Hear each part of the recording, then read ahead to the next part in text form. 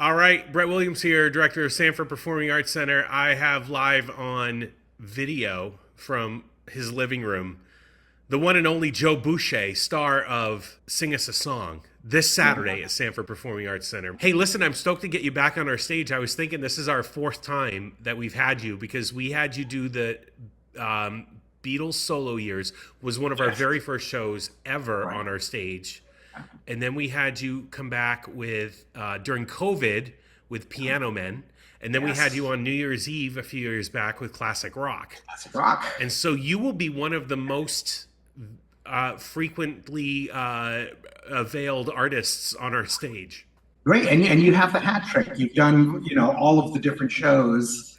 So there aren't too many opportunities for one venue to get all of the different variations. But the reason I also was remarking is because you used the word hat trick. Well, like, there's good crossover. one of my dreams as a child was to play for the Maine Mariners, and awesome. I'm happy to say that as an adult, I do play for the Maine Mariners. You play the organ at the Maine Mariners. I'm the game day organist for the Maine Mariners. Yes. I saw a Facebook video. You said your office for the day or something like this, or a Facebook picture, I think. Yep. What's that like when you're jamming up there? Amazing. It's I've got a Hammond B3000 organ. I'm sitting in a box where I've got the best view of the game. Like I could be broadcasting the game from there. And my superhero talent is I can play about 20 seconds of any song I've ever heard. And that's really all you need. So and that's it. And you can just play the hook from like the most popular song or part of the song, and then you just get the crowd working, and then you just stop suddenly, like the audio cut out. Final countdown. Yeah. We're gonna be at a game in April, and I'll look for you there. I'll come up and bother you. I'll throw some like hot dogs at you or something. And okay, Joe, when you decided that you were gonna repackage some of the Piano Man show that we had you on our stage doing, but you're just going to exclusively focus on Billy Joel. Yeah. What was going through? How did you do that? And how do you get the arrangements? Because part of what you do that's unique is you have the band. Yeah. A lot of people are doing that, but you also have like string sections. And if people look on YouTube, they see you performing with orchestras. We happen to have a string quartet with you this Saturday. So the original show is the Piano Man show that I created with my business partner, Christopher Eastburn, who is a composer and orchestrator. Does he play bass or guitar for you? He plays bass in the band. That's right. Okay. All right.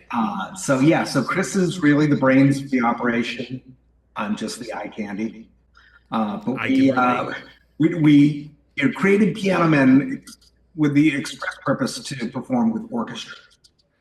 And then we were asked if we would do a show at a club. And I was like, all right, we're going to get a 60-piece orchestra at a club. But the idea was sort of born then to do a string quartet version of the show. So rock band with string quartet, we call those chamber concerts. So we're getting the chamber version.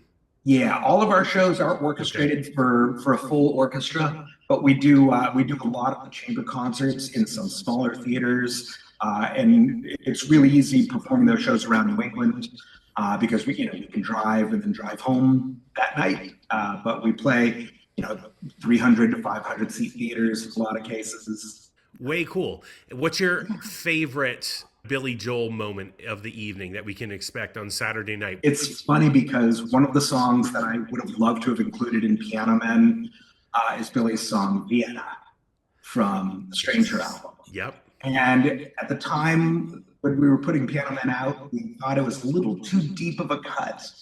But the song kind of made an appearance on TikTok and turned into sort of a millennial generation. Yeah, it got second legs. Big. Yeah. Yes. And it's my favorite Billy Joel song.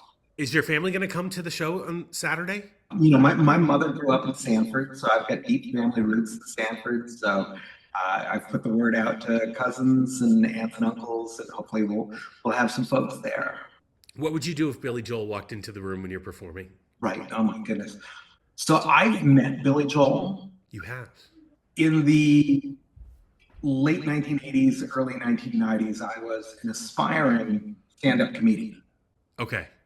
Billy Joel used to often start his tours in Portland. So he would rent the Civic Center out for a week. So for a week, as aspiring comedian, but also an aspiring songwriter, Yeah. I would go into the Old Port every night with a cassette of my songs trying to find Billy. And every place I'd go into, wow, Billy Joel was just here and he left before we got here. Incredible. So by the end of the week, I had kind of given up on the idea that I was going to get to meet him. But I did have a stand-up gig at the Comedy Connection with my friend Bob Marley. Yeah. And lo and behold, Billy Joel's in the restaurant right next door, attached to the comedy club.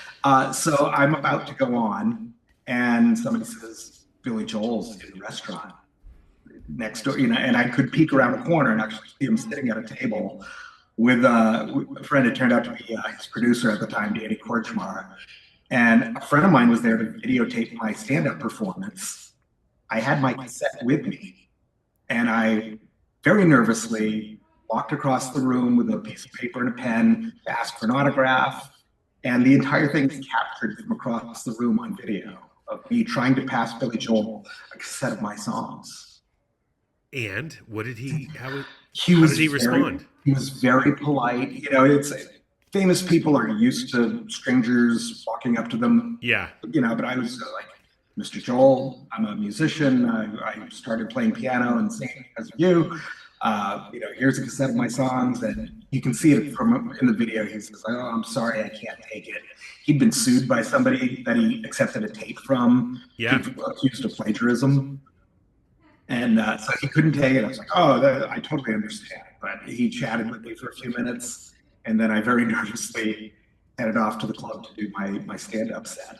All right. Hey, Joe, what I thought we could do, first of all, I'm stoked to get you back on our stage. Second of all, would you be okay answering 20 questions? We're going to do, I heard there was some thunder snow, and that inspired me. Maybe we could do a lightning buzzer that I can hit?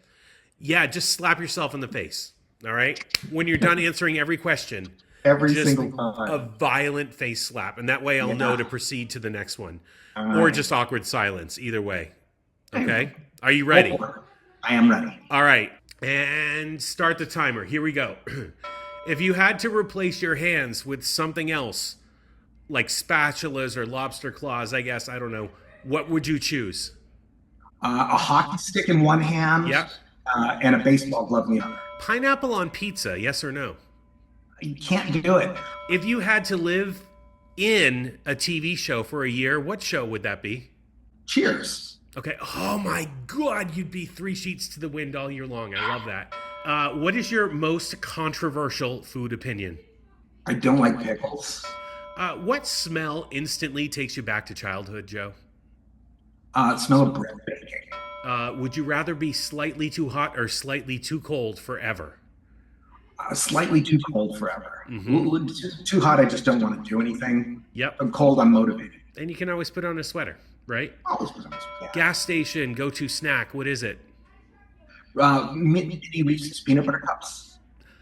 Just the straight up old kind, or the ones with the pretzels in them now? The old kind. Yeah, the old kind. And I don't chew them either. I just kind of let it melt. Joe, would you survive the zombie apocalypse?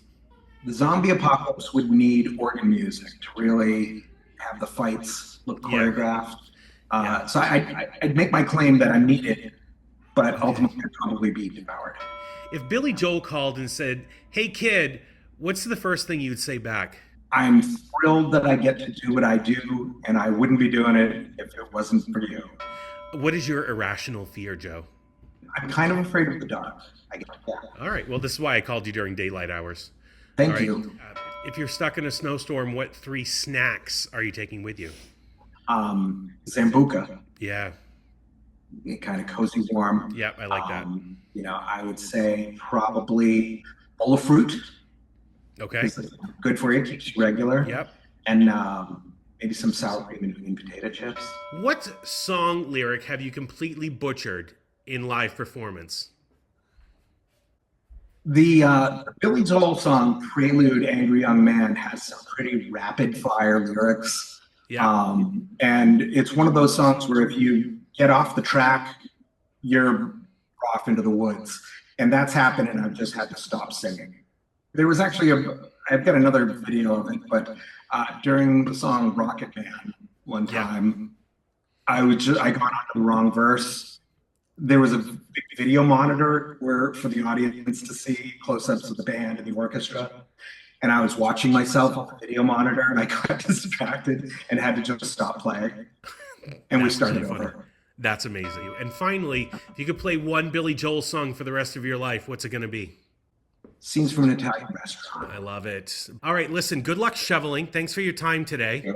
And I can't wait to see you this Saturday at Sanford Performing Arts Center. It's like I get to hang out with an old friend when you come down. I love that I get to pay you to come hang out with me anytime. And I can't wait for Saturday night. We'll see you then, right? Yeah. I'll be there. I'll bring my fingers. I'll set up a piano. We're getting her tuned at 11 a.m. that Saturday. So perfect. Yes, she's going to be all ready for you. All right, Joe. Thank you for your time. Cheers. Thank you so much, Brett. Shovel well. Yes, I will. Okay. Bye.